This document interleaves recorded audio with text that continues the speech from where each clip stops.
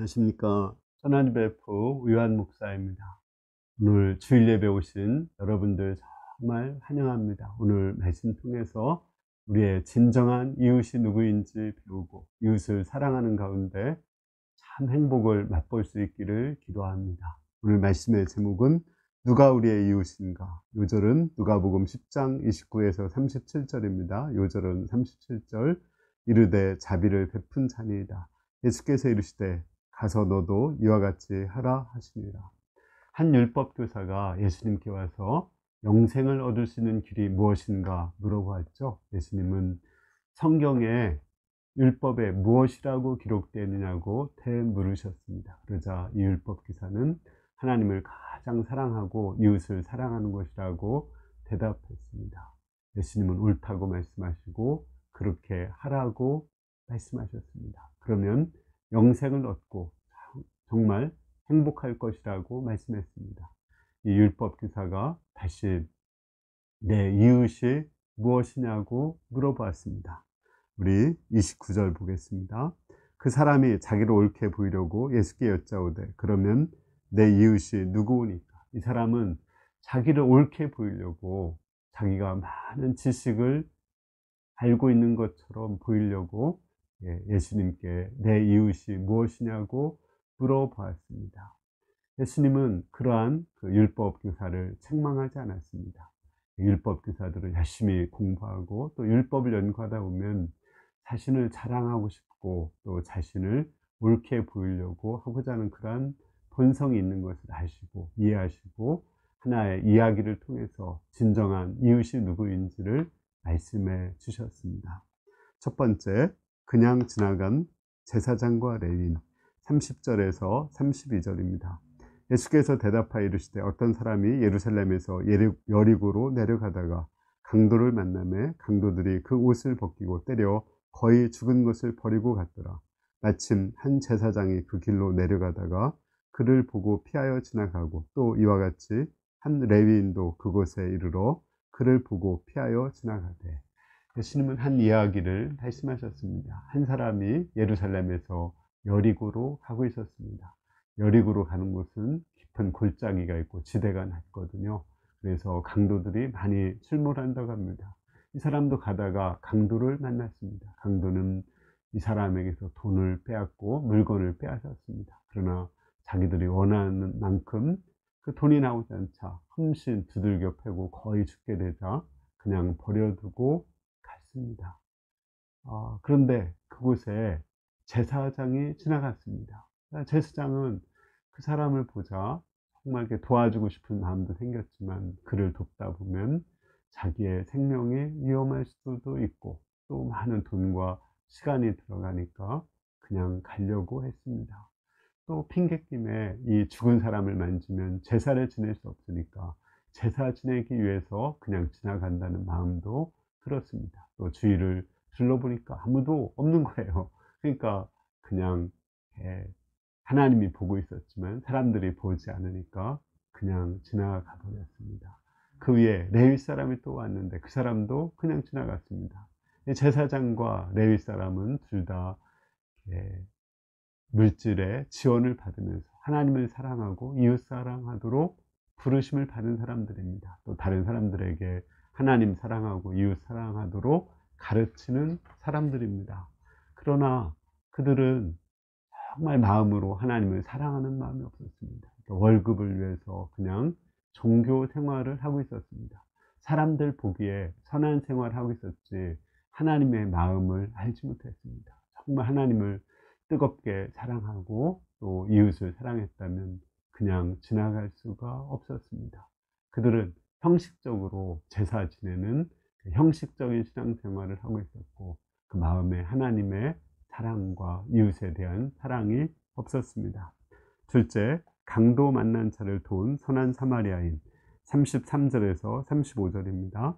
어떤 사마리아 사람은 여행하는 중 거기 이르러 그를 보고 불쌍히 여겨 가까이 가서 기름과 그 포도주를 상처에 붓고 싸매고 자기 짐승에 태워 주막으로 데리고 가서 돌보아 주니라.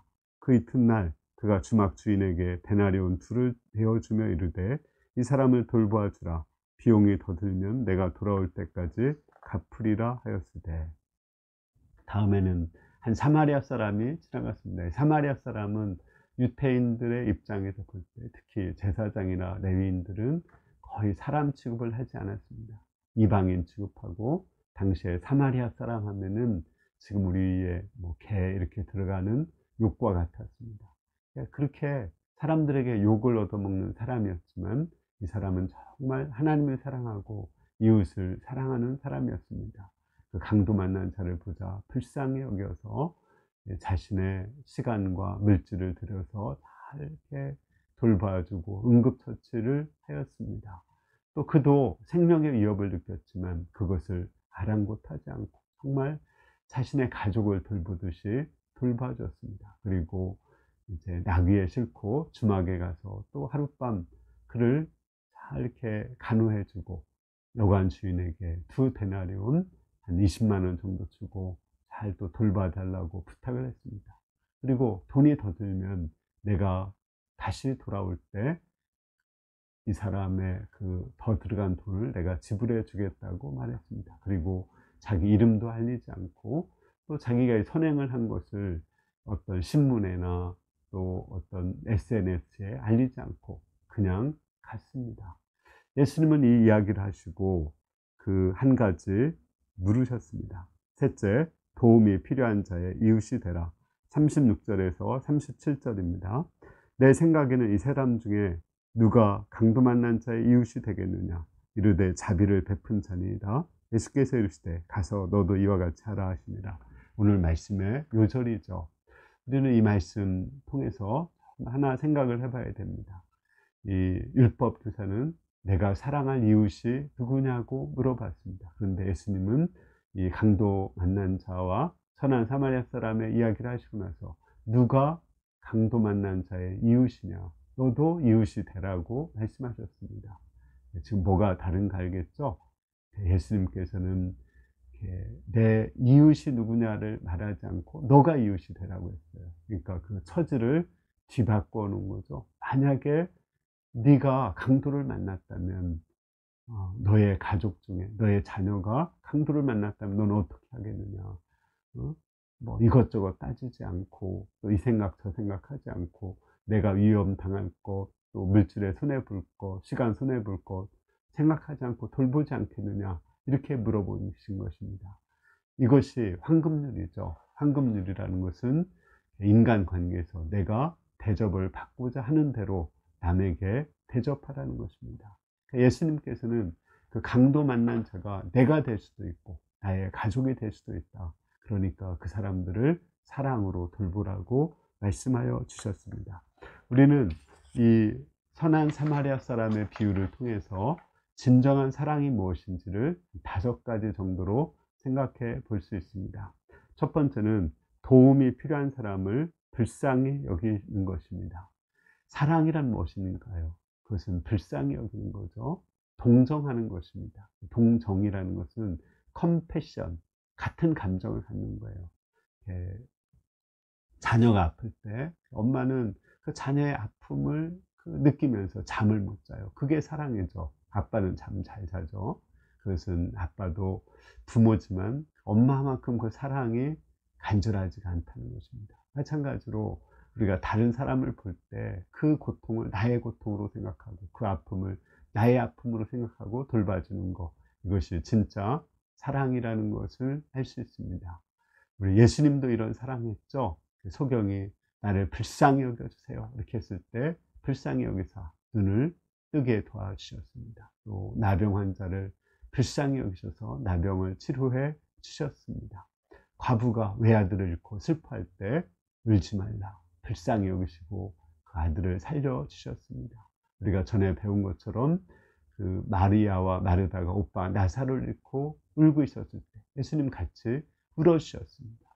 예수님이 십자가에서 그 모진 고통, 그 모진 아픔, 모진 슬픔을 당하신 것은 우리의 고통과 슬픔을 체험하시기 위해서입니다. 예수님은 우리의 고통과 아픔을 아십니다. 같이 아파하고 같이 슬퍼하면서 우리를 도와주십니다. 이것이 진짜 사랑입니다. 둘째는 죽어가는 자를 살리는 것입니다.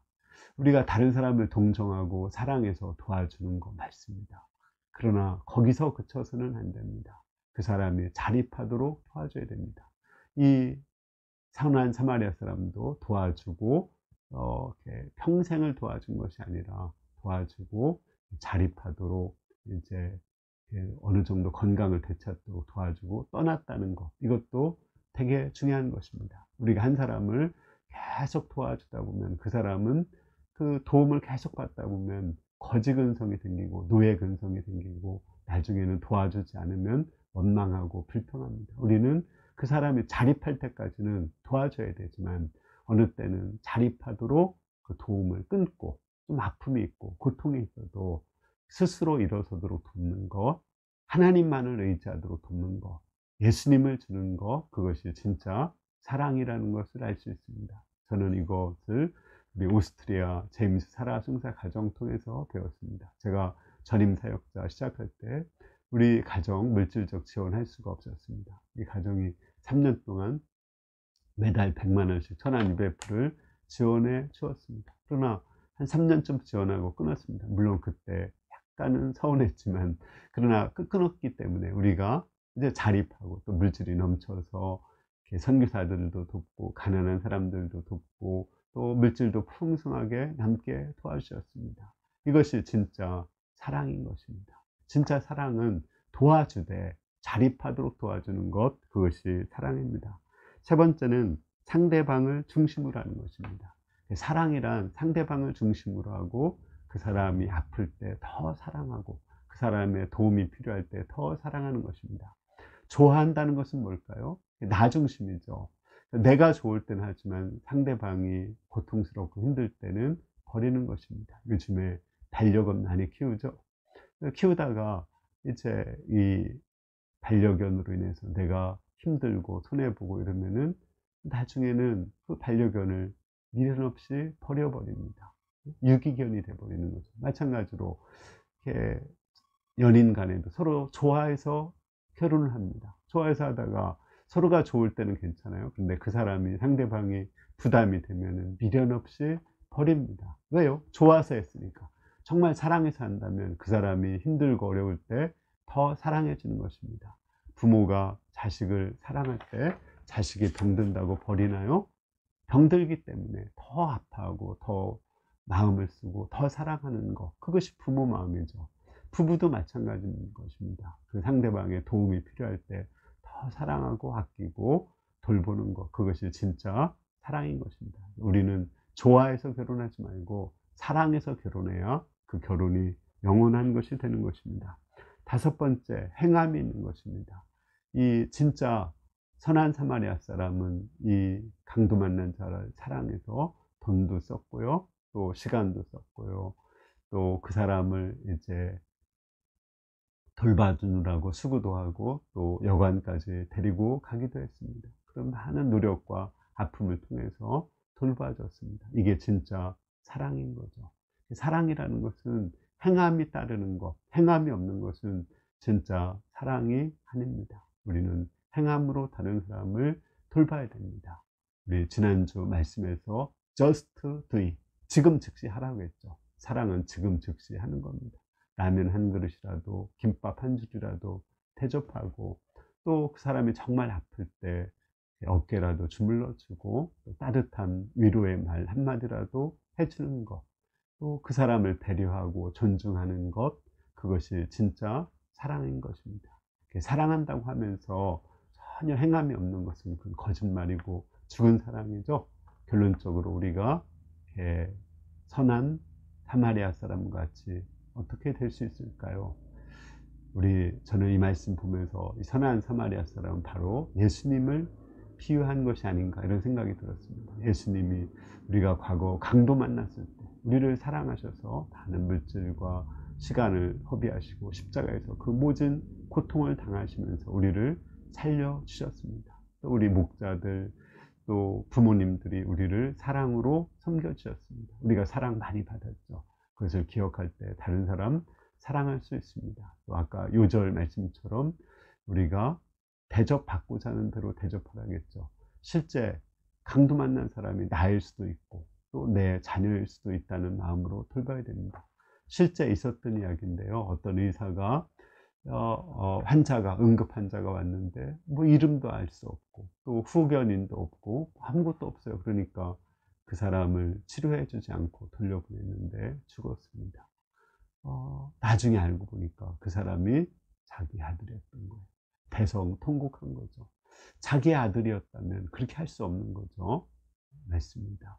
우리 자기 아들이 될 수도 있고 또 예수님이 그런 모습으로 우리를 찾아올 수 있습니다. 우리는 예수님을 대하듯이 내 자녀를 대하듯이 그들을 사랑으로 돌보아 줘야 됩니다.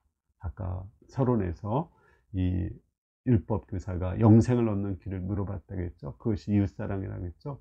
이렇게 우리가 이웃을 사랑하고 돌보다 보면 내가 손해보는 것 같죠. 그렇지 않습니다. 우리가 이웃을 사랑하고 돌볼 때 진정한 행복과 기쁨을 맛볼 수 있습니다. 우리가 이웃을 사랑하는 가운데 참 행복, 영생을 얻을 수 있기를 기도합니다. 기도하겠습니다. 은혜로우신 주님, 오늘 말씀 통해서 영생을 얻는 것이 이웃을 사랑하는 것임을 알게 하셔서 감사합니다. 예수님이 우리를 사랑해 주셨는데 우리도 예수님을 대하듯이 우리 주위에 있는 이웃들을, 도움이 필요한 이웃들을 사랑으로 섬길 수 있기를 기도합니다. 감사합니다. 아멘. 오늘 주일 말씀 들으신 여러분들 정말 감사합니다. 오늘 이번 한 주 우리가 주의 도움이 필요한 사람들을 도우며 예수님의 사랑을 행하며 예수님이 맛본 그 행복을 우리도 맛볼 수 있기를 기도합니다. 감사합니다.